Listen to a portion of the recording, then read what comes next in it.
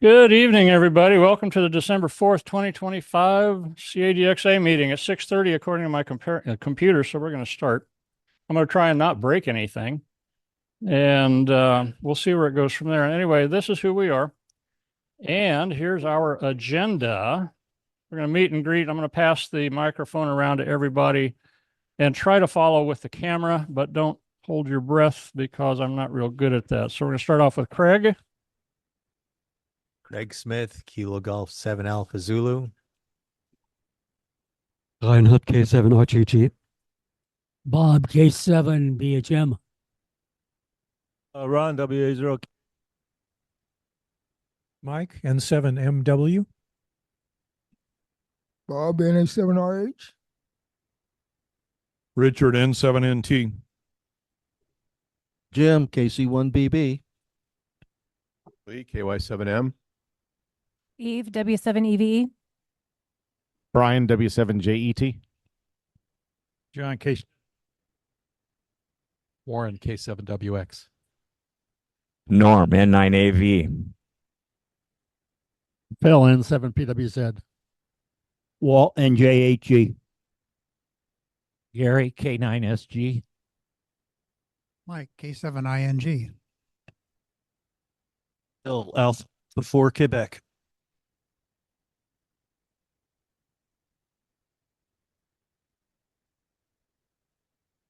That takes care of all of that. Let's have some Zoom attendee introductions. Ned, you want to start it off, please, sir? Yeah, Ned AA7A, Portable 7. David KD0BTO. Warren KC0GU. Steve Thompson's in there somewhere.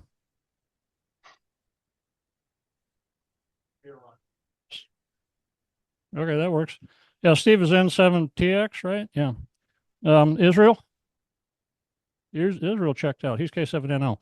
Okay, we don't have any guests or visitors here other than just us. So we're going to move on to the program, which Ned's going to present in just a minute. And I am going to stop sharing that so that Ned can run everything.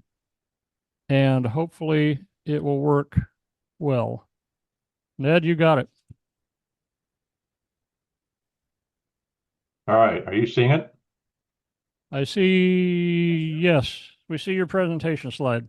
Hey, wow, technology is great. Well, good evening, everybody.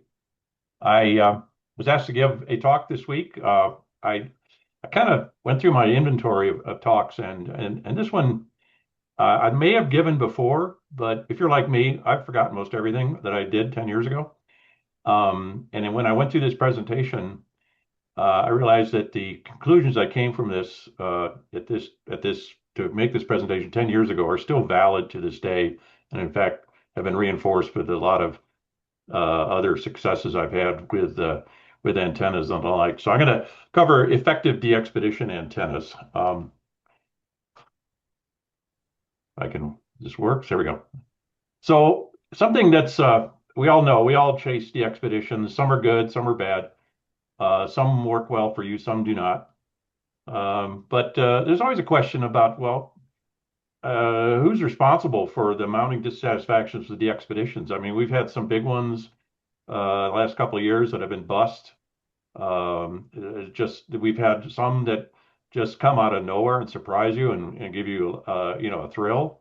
And some you wonder how the heck they pulled it off. I mean, why is it that this person or this team can do it and another loud, self-touting team can't perform at all? What makes this all happen? And I'm going to try to see if I can get to the bottom of all that.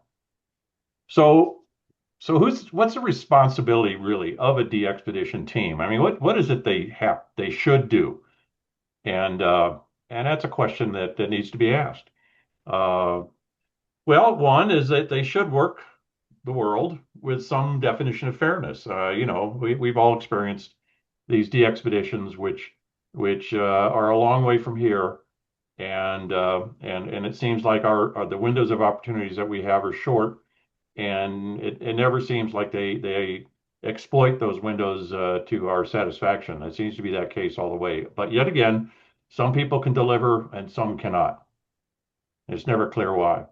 They should also work all the bands and modes. I contend that's a mandatory. You should cover, CW, phone, digi, try satellites if you can, try 6 if you can. Don't forget about 160 and all that. The dominant measure, though, of performance of DXpeditions, though, is how many QSOs they make, and that can be a metric that it produces the wrong result. I mean, years ago there was a Russian-led team to Kosovo, not Kosovo, 7 Oscar that set the world on fire. They made 180,000 QSOs or something like that.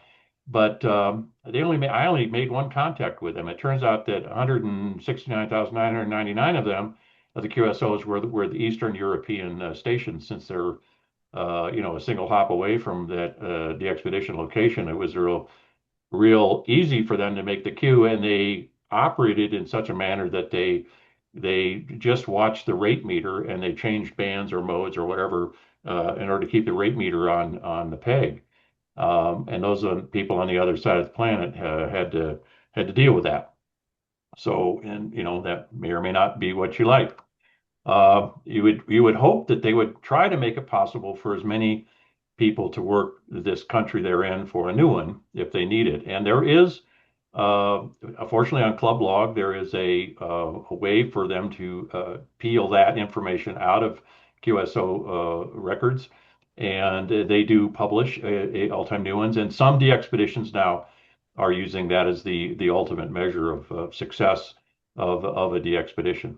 My general rule is, just make as many people as possible happy, because you don't know if out there in that crowd of hopefully happy people, there's the next person that's going to jump on a DXpedition and work you where you need. So pay it forward is my general rule on the way you should expect that you should operate a DXpedition. Now, what's the role of a DXer? I mean, it would be something if some large team headed off to some island, got on the air, and no one worked them. So it's kind of our job to give them satisfaction that all their efforts were not for aught. So you should work DXpeditions. That's our job. But why? I mean, should you only work it if you need it?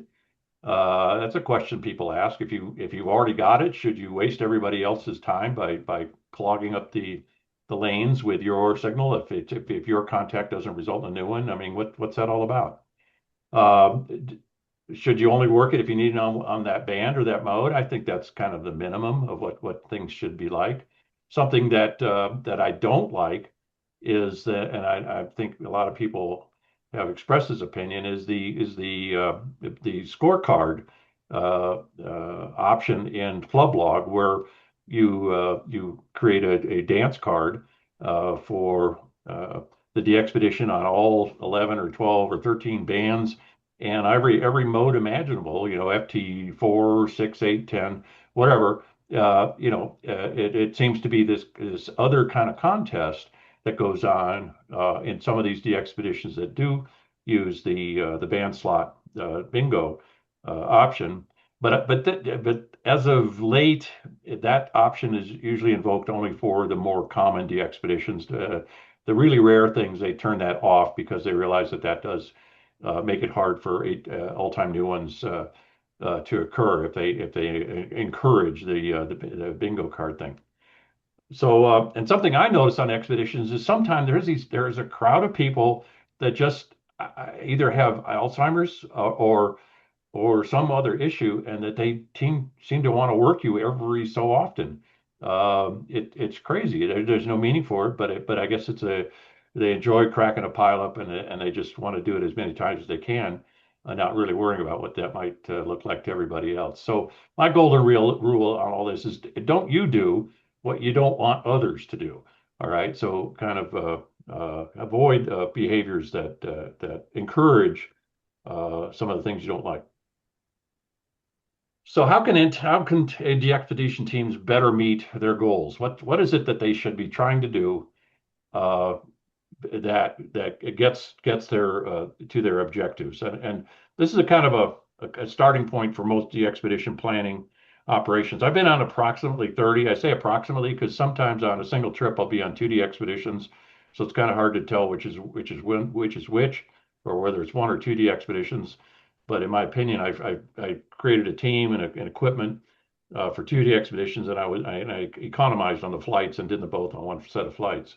But in those 30 DXpeditions, the very first step you take is, well, what is it you're trying to do? Are you trying to win a contest? You're trying to, activate a rare one. It's your 50th year in ham radio, and you want to celebrate doing a DXpedition. What is it you're trying to do, and and set your objectives. And we all know that DXpeditions generally all use good radios. I mean, comparing the radios of today to even 10 years ago, it's hard to compare. There's so much more flexibility, so much more features and in radios that permit all kinds of new capabilities that it's just hard to compare. So radios have gotten better and better. Operators, not quite the same commodity. We need to grow new DXpedition operators. I know that I'm very proud of the work that the Northern Cal DX Foundation is doing now to use some of their resources to enable younger hams to participate in DXpeditions either remotely or help pay their way to get transportation costs covered to get onto large teams that do DXpeditions. We're trying to repopulate the population of good DXpedition operators. You know the DXpedition operators that have done good service to you. You would like to perpetuate the hobby. We're doing everything we can to do that. But it's an important component of a good DXpedition is having good operators. The other thing that's not quite covered is how do you get effective antennas? Now, that's a term that I use that term, and I mean it precisely as in a way where the antenna has an impact on the outcome of the DXpedition.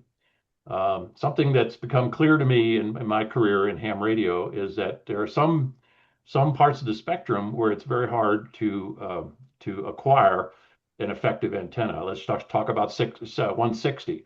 Grab your DX Engineering catalog and go to the 160-meter antenna section, and you're going to be looking at a 43-foot vertical that's going to really suck on a DXpedition. But that's the extent of available commercial antennas on 160. So every DXpedition that wants to work, meet some objective on 160 is facing a challenge. Well, okay, how do you produce an effective antenna? And that's not clear what that means. I mean, is it one with a good SWR? Is it one that that has incredible bandwidth?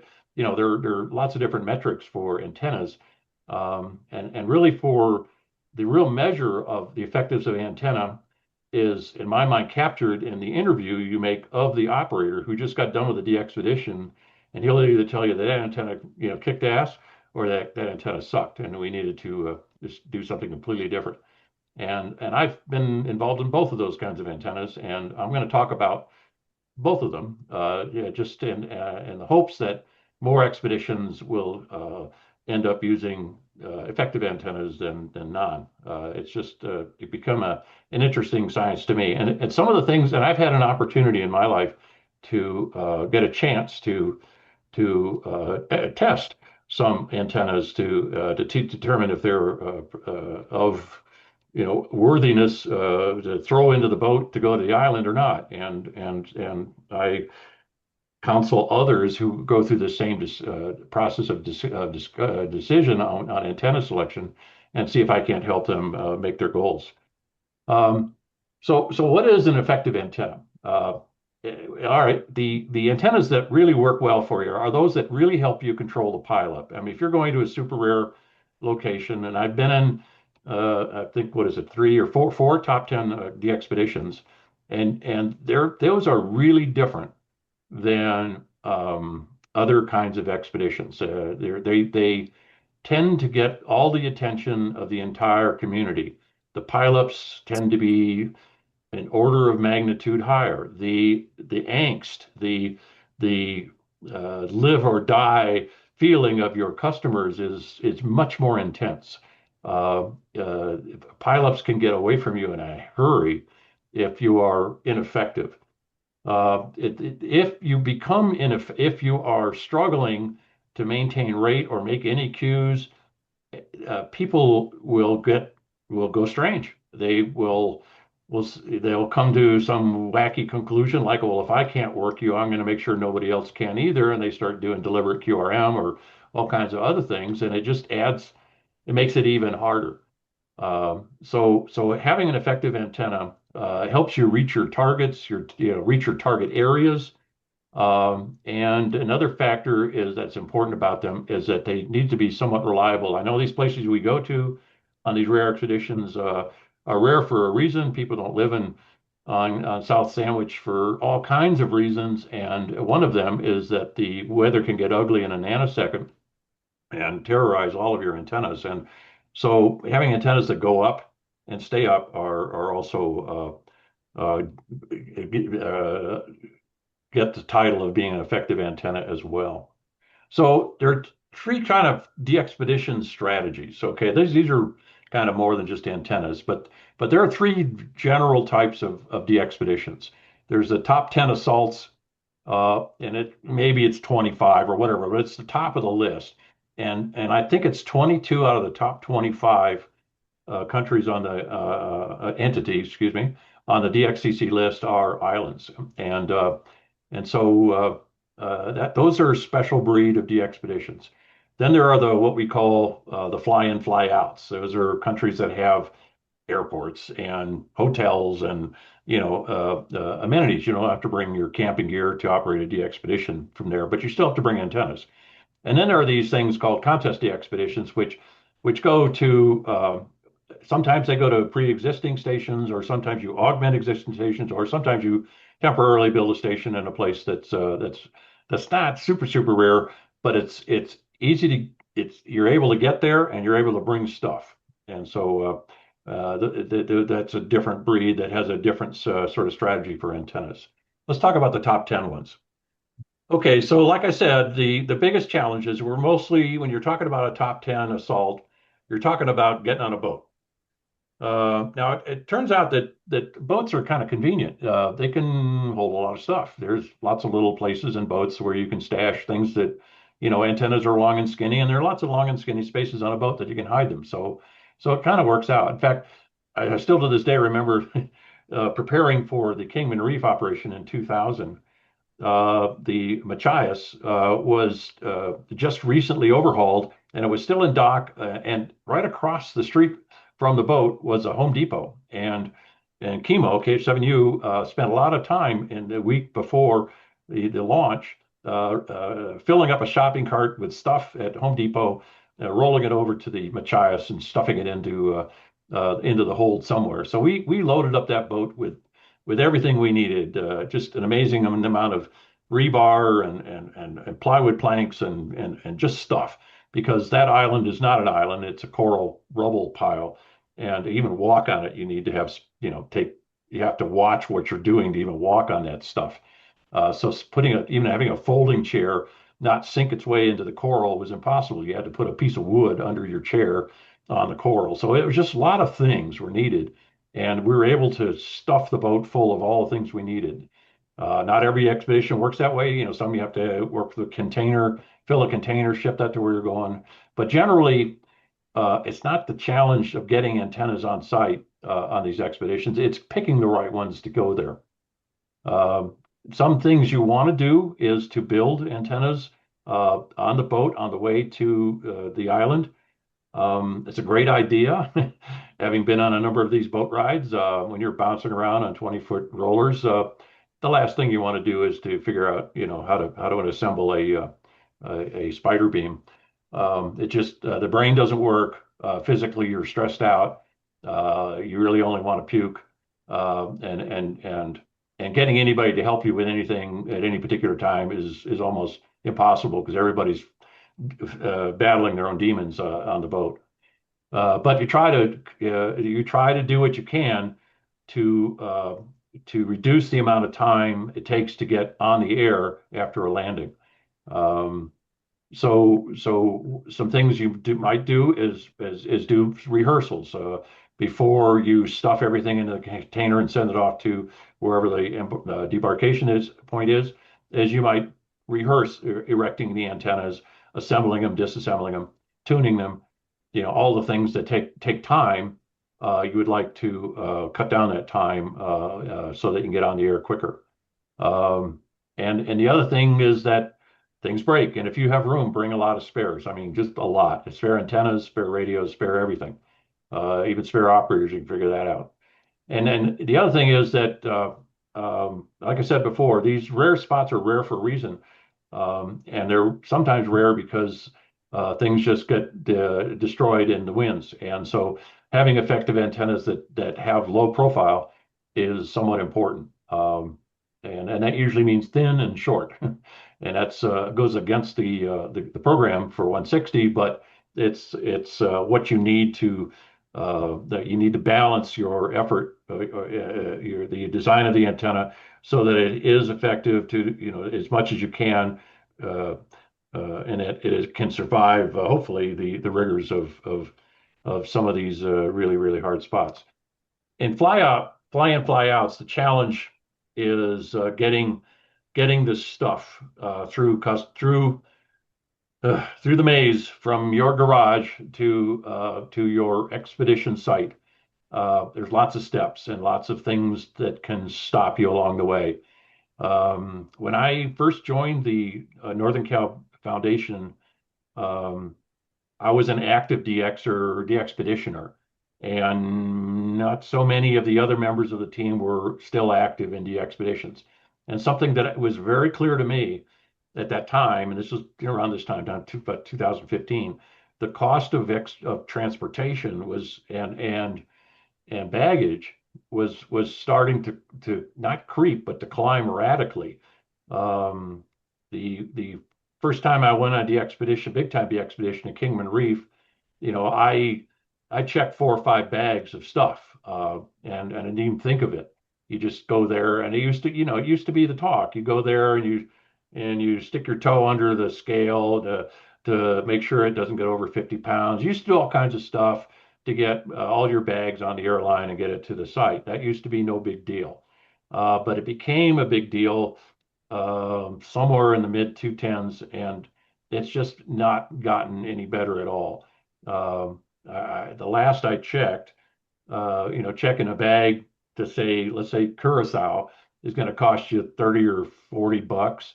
Your second bag is probably $300, and your third bag is probably around $500. So when I did an analysis and presented to the foundation some years ago, saying that in the last couple of years, the cost of baggage fees is now the #1 cost of a DXpedition, a fly-in, fly-out DXpedition, and growing. Another problem is that it's getting harder to get antennas through customs. I hit a snag in my 2-meter EME DXpedition to Jamaica when I rolled up to customs with a cart of EME antenna material. The customs agent looked at it and was certain that I was a professional photographer on the island doing work, and that I needed to have special fees paid in order to bring all of this commercial photography equipment into his country. And I showed him the license. I called up the lady who gave me the license. I did everything I can to convince them that I was just a tourist playing ham radio. And the person had didn't waver a bit in their conviction that I was they thought I was.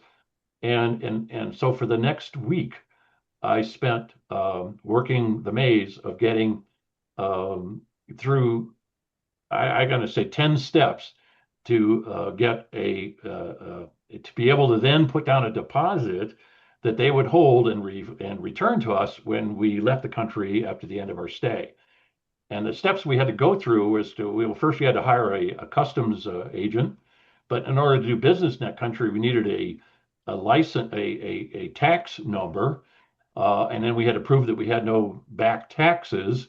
And so for that week, between when I landed and when I got on the air on 6Y on 2 meter EME, I was in the downtown district going through a maze of lines, getting various administrative tasks done just to get through the process of putting down a deposit on all the equipment. Now, Larry, W7R, and I put down about $5,000 deposit on these antennas, and they after we put down the deposit, they gave us all our stuff.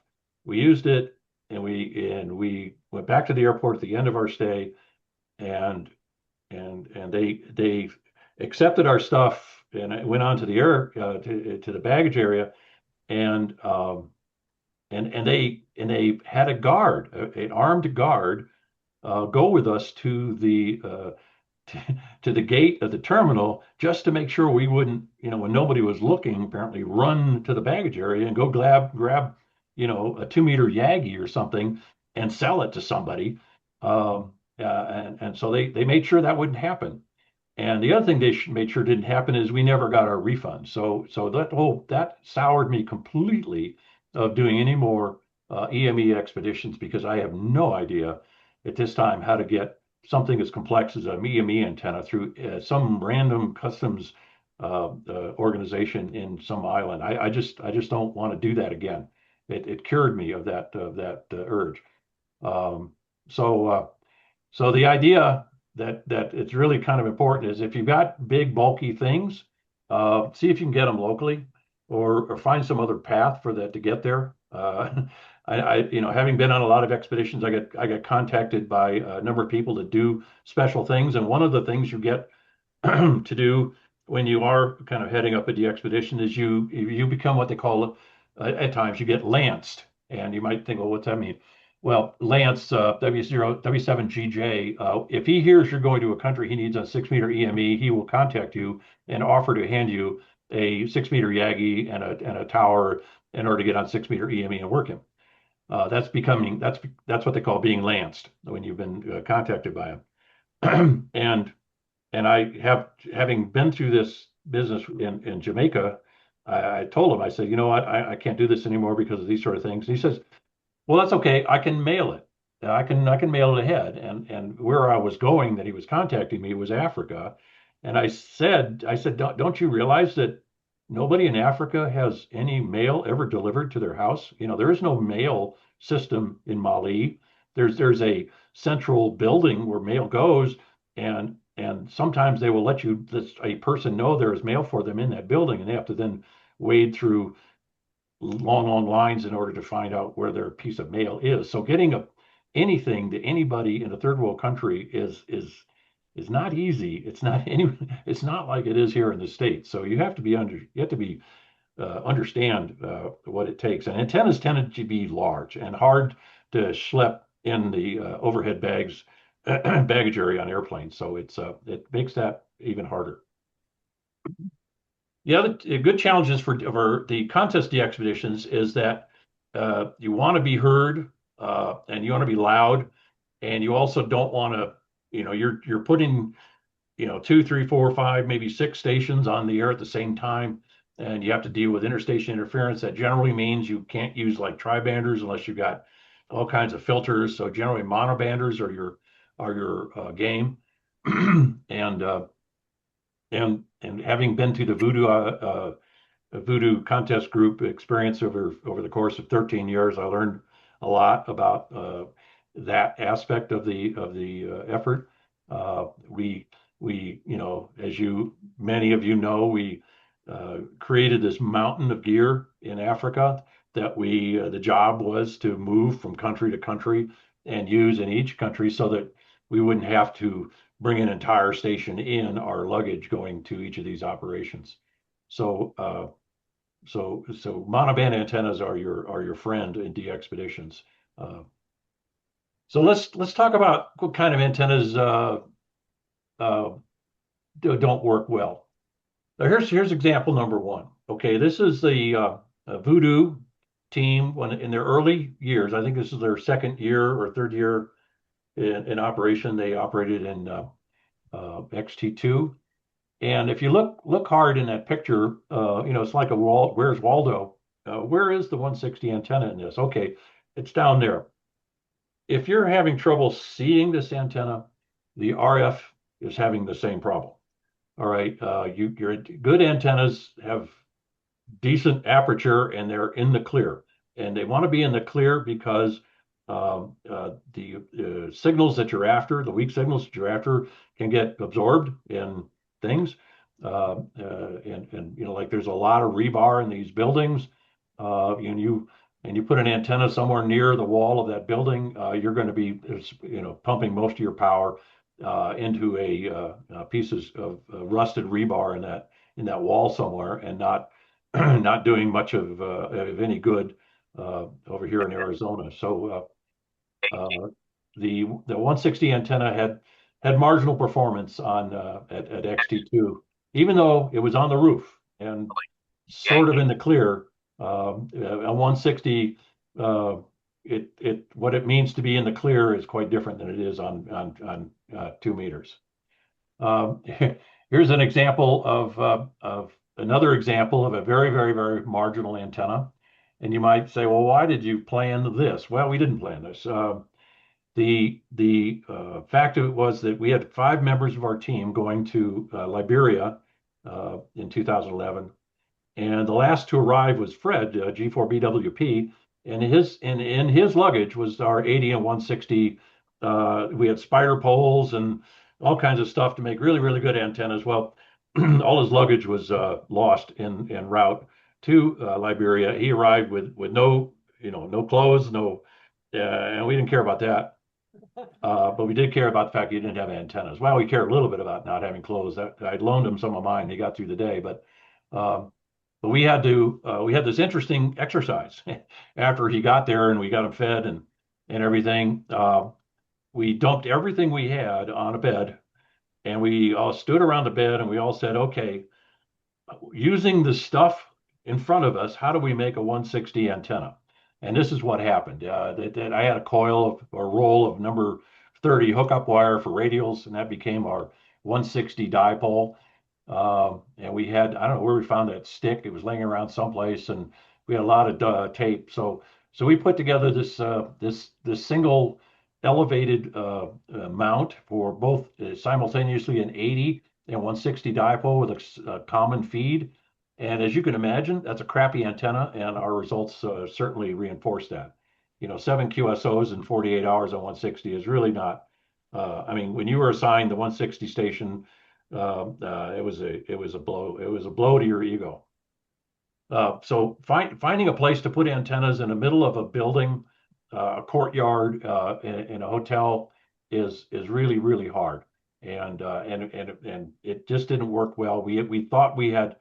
This site was selected because earlier in the year, an Italian DXpedition had set up an operation here and did fairly well. We thought it would work well for us, but they were focused on a expedition that worked Italians. We were trying to work the world, and so we just weren't able to put together what we wanted and what we needed. So let's talk about what really works well. All right, high dipoles. We're talking hopefully half wavelength or more height. So on 160, that's 200 feet high. Those would work well if you could ever put one up. Tall verticals, and tall means more than a eighth of a wavelength. A quarter wavelength would be beautiful, but again, for 160, that's 130 feet, not practical. The more practical upper limit for a DXpedition is the TitanX, which is around 89 feet, and that's was the staple of the Voodoo contest pile, was the TitanX vertical in there. And then multi-element vertical arrays are very, very, very effective, and they became effective in my career on DXpeditions. The work of Tom Schiller and Team Vertical, coming up with strategies for deploying verticals that worked well, was coming around, and we employed some of those antennas in the Kingman Reef operation in 2000 that really changed the world. And I'll get into that in a minute. But here's an example of an antenna that works really well. I mean, this is a sloping dipole that's completely free and in the clear. I mean, that antenna was a long way from that building, and it had stellar performance. As you can see, almost 2,000 Qs, and that's in a contest on that antenna. The one that I really liked was this one here. This is a high dipole, and you might think, well, it doesn't look that high, but the scale is hard to see. In Sierra Leone in 2009 is just still coming around after civil unrest for years. There was still a NATO presence there. In fact, we had a host in country who helped us a lot, Zvig, Z901BTG. He was a helicopter pilot that was part of the NATO forces in country, helping to keep everything sort of civil. And he helped us a lot. And one of the things he could do better than any of us was scamper up to the top of roofs and stuff to help us with antennas. Now, this dipole stretches between the roof of two buildings that are on the very top of a 500-foot hill on the edge of right on the coast. These antennas are 600 feet in the air, roughly. Now there's a vegetation below it, but it's thin vegetation. Most of the span between the two buildings is open. I mean, that antenna in the middle was, I'm going to guess, 150 feet in the air. And that's one of the best 160 antennas I've really ever used in a DXpedition. As you can see, it was almost 2,000 QSOs made using that antenna. Another example of a high, putting your dipole, this is the 80-meter dipole stretched out over the pool area in our second location in Liberia. And it worked quite well, as you can see, with 1,300 Qs in the contest. But the really picturesque antenna, and probably the best we ever did, was, and that was over a course of 2 years. We had the Titanix vertical on almost a putting green surface, right on the edge of the water, and you're looking at a sunrise over there. So it was water path to all of Europe and all of North America. So it was really a tremendous antenna, tremendous setting, and it was easy to deploy. And it was just one we all remember with smiles, because it did the job.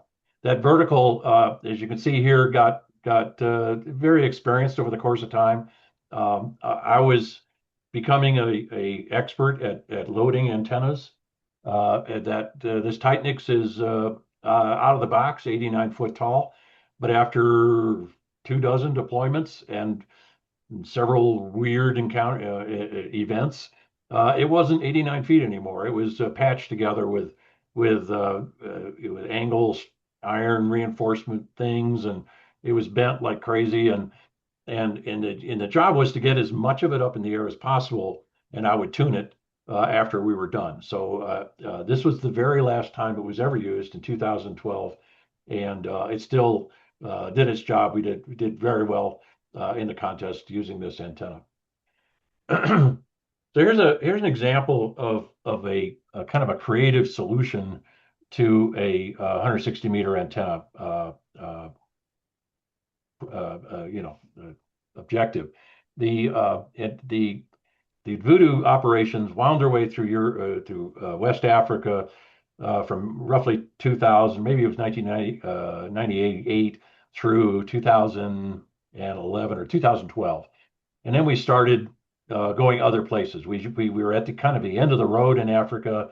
We were surrounded by countries that didn't want us, and we just didn't want to push this pile of stuff around anymore. So we ended the West African effort. We started going to other places, and places like 5 Bravo, Papa Zulu, other places. And in 2014, we approached the Hamad, 9K2HN, to see if he could help us with our quest. Our new mission as the Voodoo team was to go to existing stations, no longer create a new pile of stuff, but to bring operators and maybe fill in where needed with antennas. And so we contacted 9K2HN. He had a station at his family farm in the north end of Kuwait. His local club that did operate a contest at his station were only sideband operators. There were no CW operators in that club. And they were excited about bringing the famous Voodoo operators to this station and put it on a CQ Worldwide CW. And so I talked to Hamad about the 160 antenna objective. We wanted to put up something that would be effective in that location. And he was up to the game. Hamad was he was well off. Let's just put it like that. Everything was available to him. And so he said, "Oh, let me get started on it before we get here. Let me build a 160 quarter wave vertical." And I went, "Okay, fine. Just go get some 4-inch, 5-inch irrigation tubing, and you could walk that up just fine." And he went and started doing some research, and he says that they don't do irrigation in any part of the world near Kuwait. So there was no irrigation tubing available anywhere in Africa or Asia. Yeah, he tried. And so, but he did find a lot of 2-inch tubing, aluminum tubing. And I went, well, that's not going to stand up too well. But he said, but that's all I got. We'll get it. We'll get it. So I said, all right, fine. We'll be great. We'll be very happy to put it on the air. And so a couple of days before the contest, I got an email from him, and he said they put up the vertical with a crane.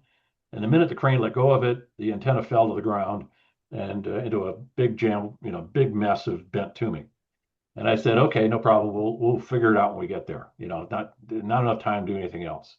So the plan I had was to find at least a 10-meter piece of sort of straight aluminum in that pile, and then have a top loading wire be attached to the top of that aluminum and head its way up towards the top of one of the two 24-meter towers at the site, and that we would use elevated radials and create a sort of vertical with a probably fairly effective elevated radial system. You had a lot of room, but just not a lot of not a lot of good aluminum.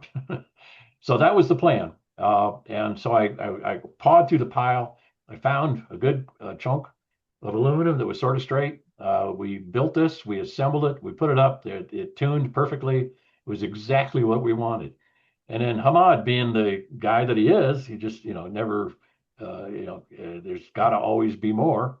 He said, well, what can you do to make it even better? And I said, well, we could put up a second one and phase them and have an array. And he says, what do you need? And I said, well, I need, a roll of RG11, the 75 ohm coax. I need this, I need that. And I had all the resources of all the farm hands at the farm. And I had his personal driver available to me in the car. And he ran all over the country getting everything I needed to build a second vertical and a phasing line system. And so we put that up, and we got finished in the rain.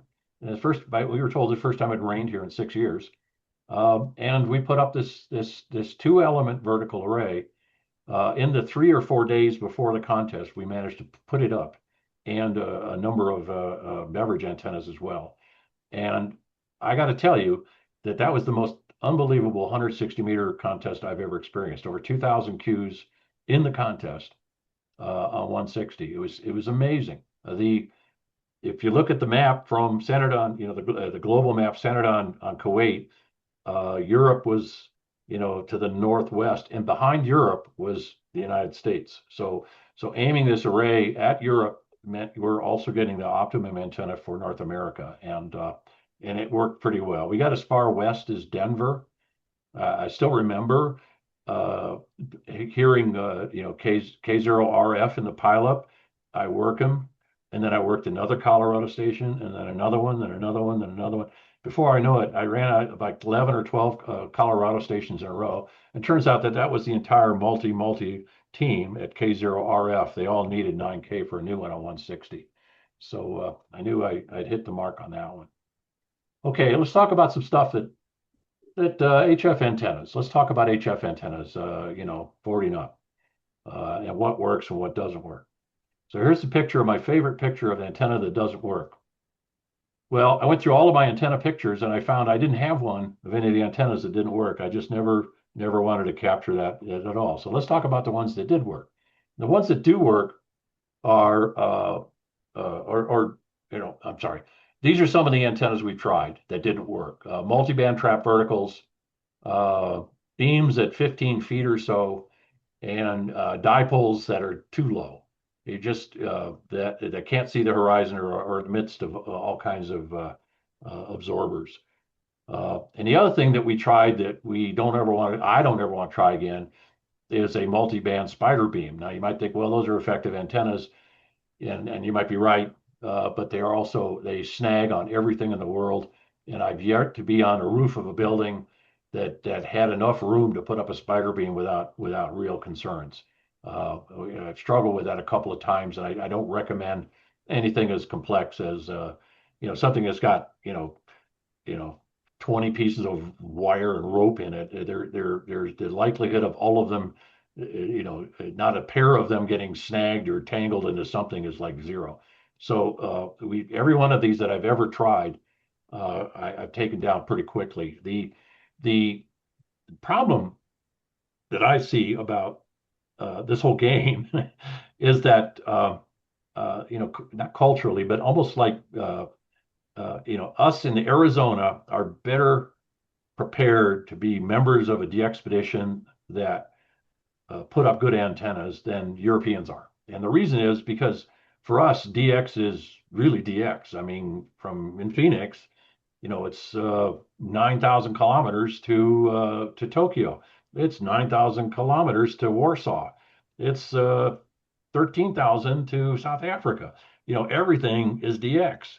If you go to Europe and you're in Switzerland, Austria is 150 kilometers away. So antennas that work well in short skip situations don't necessarily work well when you go to a remote place where everything is DX, real DX, Arizona DX. So those of us that live in the Western United States appreciate the results of the effort to put up a good antenna. Europeans tend to want to put up what they always put up, which are low dipoles or low tri-banders or whatever, and I had to fight them. And on Kingman Reef, for example, when the decision was made to go to the vertical dipole array, all the Europeans on the team quit. They all said, no, we're not going to go on that. That's not what you do on DXpeditions. And so we went with the vertical dipole array from Schiller, and we changed the world. I mean, it just was so remarkable, the results of that DXpedition, that I'm going to say almost every DXpedition since then put away their trap verticals and started using the vertical dipole array, or verticals on the shore. That became the proven antenna. So what does work well are monoband antennas, and especially if you can make them short. And Moxons are perfect for that. I'll show you an example in a minute. The dipole array, as you've seen, very effective, and vertical arrays, where which are easier to build probably, but they're smaller and stay up a little bit better. But vertical antennas are very, very effective. And if you have monoband antennas, make them small, and so you can get them higher than large full-size antennas. So let me talk about the Moxon project. Now, this is something that Mike KC7V and I worked on in preparation for some of the later trips in the Voodoo series. As I put out started this project, I said, okay, I want to come up with a antenna system where I can get 3 antennas for 20, 15, and 10, all to fit into a single bag that weighs less than 35 pounds that makes getting them on an airplane possible. So that was our objective. And I put together, as I usually do, the engineer and me came out and I said, these are the things that we got to do. And so we followed the formula for the Mach-10 antenna. But like everything, you've got to build it and get it tuned, because the wire size used may be different, or the insulation on the wire may affect the tuning of it, and whatever. Just build it and get it tuned before you go. And we used fiberglass cross arms and a very simple central hub to keep everything square and connected to a mast. The 20-meter antenna is not too bad. It's about 20 feet across, which is about 2/3 the size of a full-size antenna. Here's the 20-meter in my backyard. I walked it up myself, no big deal. This is like at 20 feet, and we felt we could do better than that with a team working on the ropes. Antenna tunes well. It has sufficient bandwidth for A mode. It's not maybe the best antenna for 20 sideband and CW, but if you were in a single mode contest, this would be a very good antenna. These are the antennas deployed in Liberia. I think, I don't know which is which. They're 15 and 10. Easy to push up. And when we're, and there was some fear of weather, which we never had, we would lower them. We could lower them very quickly. So, and these were 20 feet over a 3-story building. So they're effectively like 50 or 60 feet in the air. And they work well. They work quite well. Here's the breakdown of the weight. We got it within a pound, but it took some science. You had to, work on it, but they got their way through customs, and they work well. And by the way, those 2 antennas are still in use at Mike's place. I don't know if Mike's here tonight, but he's retuned them for 17 and 12 meters. But those antennas have been in use for 15 years since the expedition.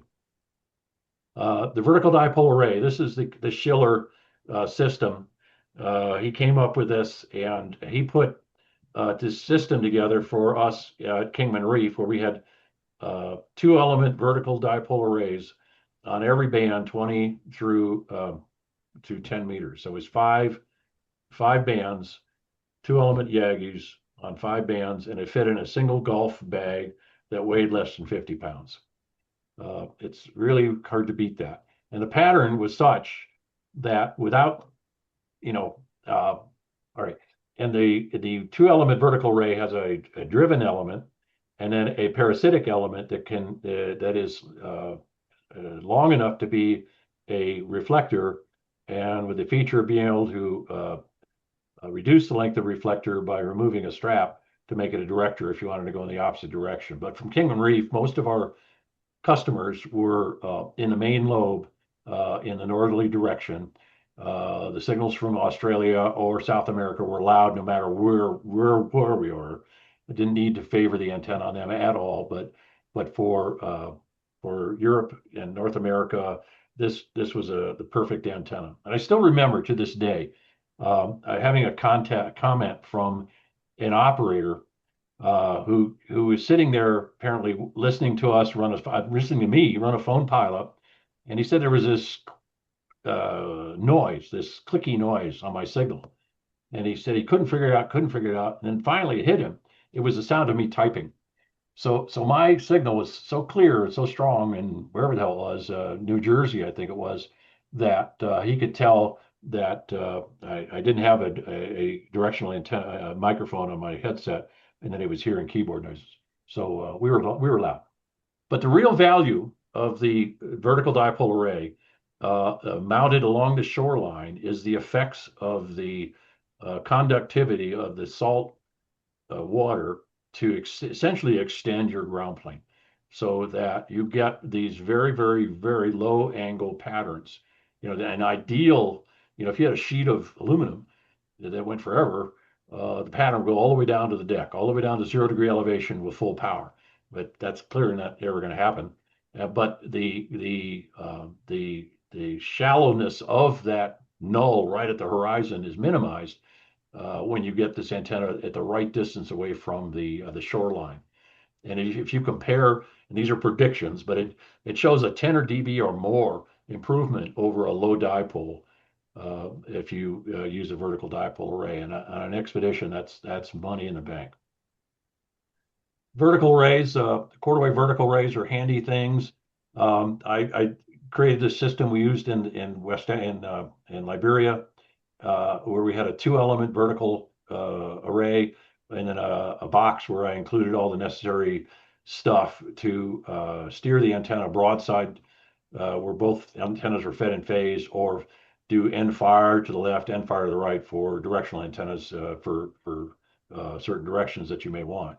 And this very, very effective antenna, very easy to put up, and they stow very nicely. The entire antenna system, plus parts for other antenna systems, again, fall into a bag that weighs well less than 35 pounds. So that was our mantra in preparing for these operations, where we left the pile of stuff behind us and moved forward with the plan of make sure that everything we needed was somewhere in the airplane when we landed. This worked out very, very well. This was the load plan. Got down to brass tacks, but you got to split. I ended up putting a little bit of everything in everybody's carry-on bag, on everybody's check bag, and on the 2 or 3, I forget with the number of antenna bags we had, but the entire system for 6 bands of very good performance was all in our, it fit on the airplane with all of us, and it worked out pretty well. So this is the antenna system, and this still exists to this day. I think every once in a while I pull it out, and I think it was used by Lee on a field day a couple of years ago. So it's still there, and it's easy to put up, easy to work. Let's talk a little bit about receive antennas. I don't have a lot of time here, so let me get going on this. But beverage antennas and flag antennas are your friends on DXpeditions. Beverages can be sophisticated like this. Again, back to Kuwait. When working with Hamad and his mentality of do the best you can possibly, I went to W8JI's websites, and he has a very, very rich website full of just a vast amount of information on antennas. That's Whiskey 8 Japan, India. Search on it. It looks old school, but when you start diving around into the links, an amazing amount of really, really good information. And he had a chart on the effectiveness of receive antennas, and it was an ordered chart based on how much directivity was available in each antenna design. And the one that was on the very, very top of the chart was what I built here, which is a pair of phased 750-foot beverages aimed right at Europe and North America behind it. And with that beverage antenna system, for the first time in my life, I had never heard this before, but I could hear propagation noise propagating into the site. I mean, the noise floor went up after sunrise or sunset. I'd never heard that before. And it wasn't like lightning crashes. This is just noise from other areas propagated in as soon as the delayer burned off in that path, the direction. So it worked amazingly well. One of the best sites I've ever been on. Again, I had all the resources of the farm hands at the farm to put this together. It worked very well. I don't know if I'll ever have a chance to do that again, but if there's anything you'd ever want to try and you had the opportunity, it would be amazing. What was easier to do is a flag antenna or a pennant. This is a pennant. Flags are kind of self-supporting. They're like squares, and you have a hub in the middle, and you rotate it. Flag are more just a wire loop that you suspend in space using ropes tied to things, and they have a very good pattern. This is one we used for a couple of years in 3 X-ray. You just have to have something else to help you when you're in a contest situation and you need to hear every little bit of information. Just a little bit of improvement makes a big difference. Again, it's a Where's Waldo thing. They're not that prominent, But they're pretty easy. They weigh nothing, and if you get them built and tuned before you go, they're pretty easy to redeploy. So portable VHF antennas is a whole nother game. VHF antennas are be nice. They're smaller. It should be great. Except VHF normally is line of sight, and you don't work much DX. But if you want to really work DX on a DXpedition on these bands, you better be prepared and pick your antennas correctly. The first time I ever did a 6-meter DXpedition was on the on the Rodrigues Island expedition in 1999, where I built this. This is my own 5-element extended boom design. It turns out we had a huge snafu of getting to the island, and it turns out all of our DXpedition hardware was stuck on 3 Bravo 8 after we all got to 3 Bravo 9, and we had to resolve yet another customs problem. And after we got through that, we missed our opportunity to use the barge to haul all this stuff out to the island. We had to stuff sticks of aluminum and boxes of hardware in flights whenever there was an empty seat or space on the airplane. Sometime we over the course of 3 days, we finally got all our DXpedition gear on 3 Bravo 9. But I was already on 3 Bravo 9 with my 6-meter station for days before the operation really got started. And I started doing some really good work early on that. Made almost 850 QSOs from there. Didn't know you could do that. We've all learned a lot about 6-meter propagation since 1999. And it turns out that was mostly TEP propagation I had, but I worked probably 700 Japan and 100 European stations from 3V8 or 3V9. But that same antenna followed me to Kingman Reef.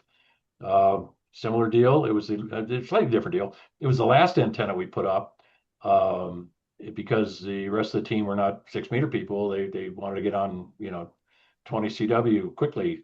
But when all that other stuff got up, I got to work, got the 6-meter antenna on, and we made almost 1,000 QSOs on that band as well.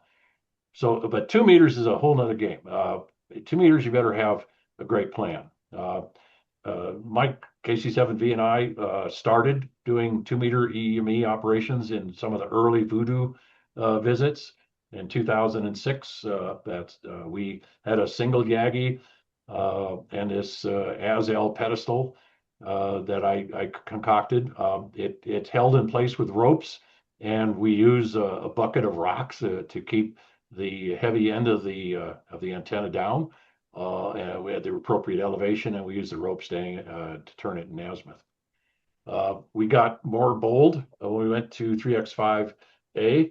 We added a second antenna. The cross boom and many of the other things I used aluminum that was in the pile that we had been moving around for a while, so I knew it well. I'd taken inventory before I left the year before, and so I knew what I had. And we came up with this 2 Yagi design, which worked quite well. And then I went to work and I came up with this portable H-frame system, and then I invested in these 9-element cross-pole Yagis to come up with a portable antenna system to do EME operations. And my plan was to work my way around the Caribbean doing 2-meter moon bounce, and that was all the plan until I hit the customs problem in Jamaica, and that just about ended it. But we got through that. I've looked past the financial loss for that. Just the joy of having the operation was enough to make it worth it. So in summary, on low frequencies, 80, 160, if you can do high dipoles, they're great. And high means half wavelength or more. And 160, that's hard. So verticals are your friends. Short verticals are okay, but losses start to pile up very quickly. So you got to just try to get them as high, as tall as you can to get the most best performance. On HF, vertical dipole arrays are very effective if you're near waterline, shorelines. If you're not, then if you can go with quarter wave verticals over elevated radial systems, they're simple. You only need 3, 4, 5 elevated radials to be effective. And folded shortened antennas are amazingly effective. They do well. And all of this was done before, there was rig in the box and all of a lot of these newer DXpedition technologies. But the antenna part of rig in the box, if you think back through what was most effective about the operation last year with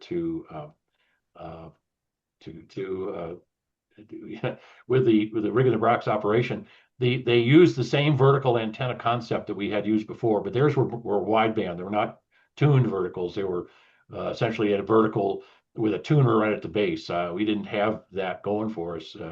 When we went to Jarvis, that was great work done by George AA7AV to create an antenna that had the built-in tuner. I'd have killed for that on previous DXpeditions. But the whole idea of having simple antennas right on the water line makes these HF antennas very, very effective. I mean, it's quiet out there. You can hear just without any problem at all. And if you get it right, you can be heard amazingly well with low power using these kind of antennas. So, whoops. So that's where I've ended up. I'm in the process, by the way, of let me end sharing here. I'm in the process of building a 2-element vertical system for 160 with my friend Dave N7NR. I'm using that same basic approach for his 160 antenna solution up in northern Maine. He looked at a 4 square 160, which is this massive system involving a 250-foot tower and all kinds of draping ropes and wires and crap. I've countered with this idea of a 2-element array that's simple and it's like say voodoo proven. I know it works. I've got I may not you may have a great computer plot, but as my good friend Larry Molitor once told me, W7IUV, nobody's worked any DX on EasyNet. You can model the antennas, but talk to people who have been successful with the antennas they've designed and built, and then judge the value of the antenna. So that's it from here. So, Okay, thank you, Ned. We appreciate that and good information. Can you hear me okay? Yep. Oh, good. Okay. Any questions from anybody here in the audience? We've got a few minutes, but not many. Any questions from any of our Zoom attendees for Mr. Ned? Got one over here. Jim, KC1BB. Here comes the microphone.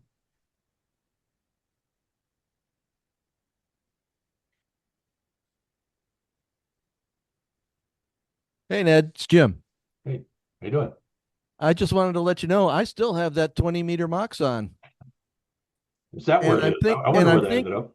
And I'm thinking of deploying it pretty soon. It's hard to beat. It really is hard to beat.